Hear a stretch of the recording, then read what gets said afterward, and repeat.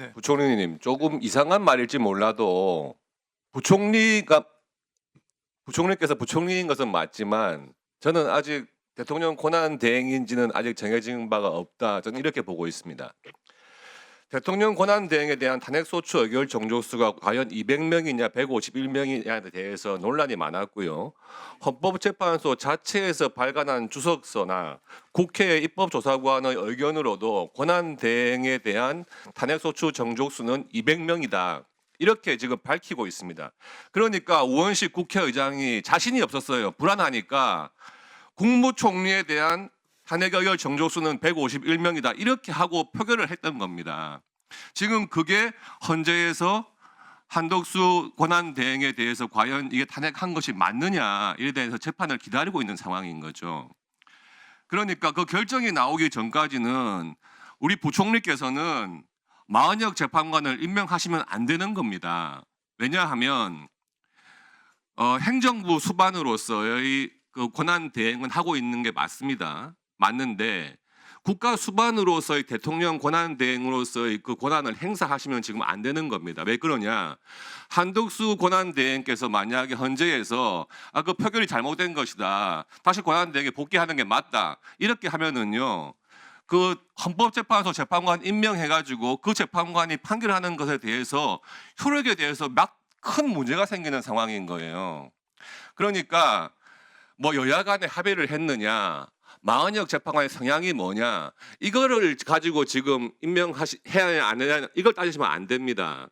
지금 법무부에서 굉장히 잘못 보고를 한 것 같아요. 우리 부총리께. 아니면 차마 부총리께 권한 대행으로서의 지위가 있다고 보기가 지금 좀 힘든 상황입니다. 이걸 보고를 못한 것 같아요. 그래서 예전에 그 황교안 권한 대행께서도 헌법재판관 임명을 안 했습니다. 그 여야 간의 합의가 중요한 게 아니고요.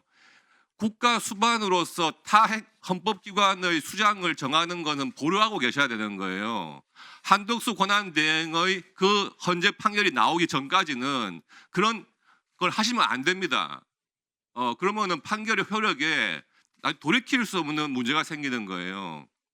행정부 내에 무슨 행정행위를 하거나 또는 인사를 하거나 이거는 나중에 한덕수 권한 대행이 오셔가지고 추인하면 됩니다. 그런데 헌법재판소의 판결에 관여할 재판관은 지금 상황에서는 임명을 하시면 안 된다. 그 말씀을 드리고요. 법무부에다가 분명히 다시 한번 검토해보라고 지시를 하십시오. 예, 지금 그 문제를 가지고는 그렇게 말씀드릴 수가 있겠고요. 우리 한덕수 총리 상대로 좀 물어보겠습니다. PPT 좀 올려주시죠. 이번 비상계엄에 대해서 지금 이제 법원과 헌법재판소에서도 비상계엄의 구체적인 진행 상황이라든지 이런 부분에 대해서는 다 재판을 하고 심리가 열릴 것입니다. 우리 국정조사특위의 원래 목적은 이런 비상계엄이 왜 생겼을까 하는 것에 대한 원인에 대해서 반성을 하고 그 원인에 대한 타당한 대응책을 내놓는 것이 국회로서의 기능이 아닌가 이런 생각을 합니다. 한덕수 권한대행께서 국무총리 시절에 우리 국회의 과도한 탄핵소추 발의 그리고 대통령이 재요구할 수밖에 없는 그런 과도한 입법권의 행사 이런 부분에 대해서는 아주 단호하게 국회에서도 반대하는 입장을 밝히신 바 있으시죠? 네. 예. 뭐 간단히 말씀드리면 우리나라 헌법에는 지금 국무위원이 15인 이상 30인 이하로 한다. 이렇게 아예 박혀 있지 않습니까? 예. 근데 지금 탄핵하신 분들 다 빼고 나면 16명입니다. 예. 그러니까 굉장히 국정이 마비돼 버릴 수 있는 이런 상황에 와 있다. 맞습니다. 그러니까 정말 좀 이 우리 PPT 한번 정치권에서 보시죠. 좀 윤석열 정부 탄핵안 발의가 총 29건이고요. 22대 국회에서 총 18건을 했습니다. 저렇게 많이 했습니다. 특히 18건 중에서 한 절반 정도 이르는 7명의 검사에 대해 탄핵을 했는데요. 직무 정지를 시켰어요. 그 7명 검사의 공통점이 이재명 피고인 수사한 검사거나 민주당 동봉투 사건 수사하는 검사였습니다. 그 검사들 지금 일을 못 시키고 있는 거 아닙니까? 직무 정지 시켜가지고 이 부분에 대해 가지고는 우리 총리께서도 잘못된 탄핵 소추안 발의다 말씀하신 적 있으시죠?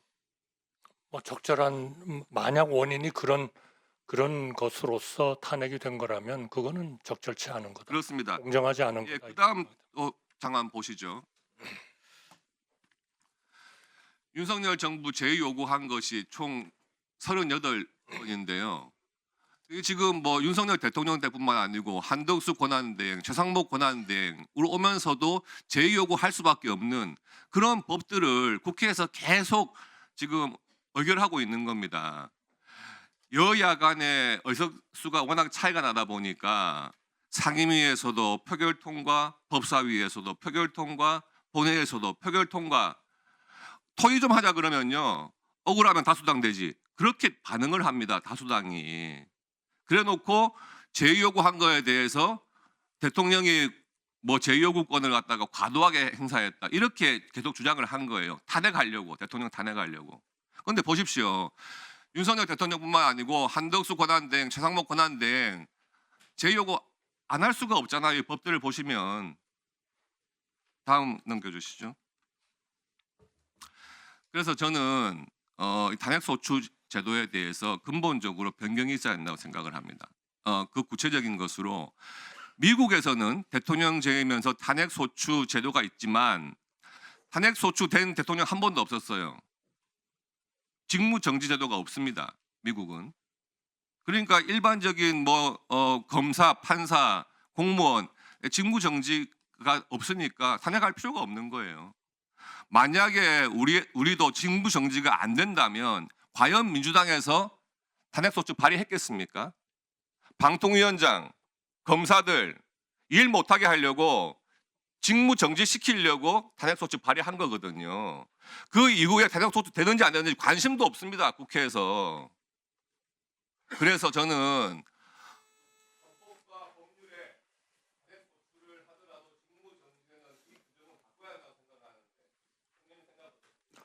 저는 지금과 같은 우리나라가 처한 국제적인 위상이나 또 어려움을 봤을 때 정말 우리나라가 앞으로 세계에서 존경받고 사랑받고 발전하는 나라가 되려면 모든 분야가 달라져야 된다고 생각합니다. 그거는 정치권은 물론입니다. 노사관계 물론입니다.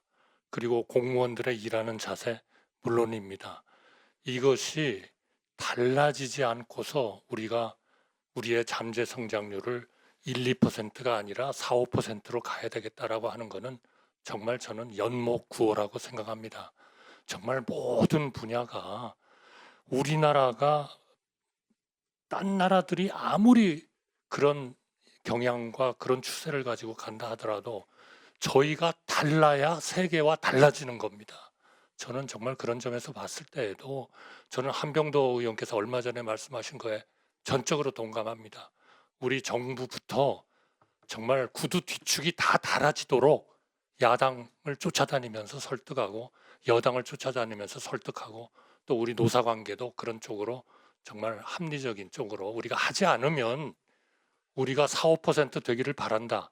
G7이 됐으면 좋겠다. 이거는 될 수도 없는 일을 가지고 우리가 허튼 요구를 국민들에게 정말 하고 국민들을 희망 고문을 하고 있는 것이다. 저는 그렇게 정말 간곡히 말씀드리고 싶습니다.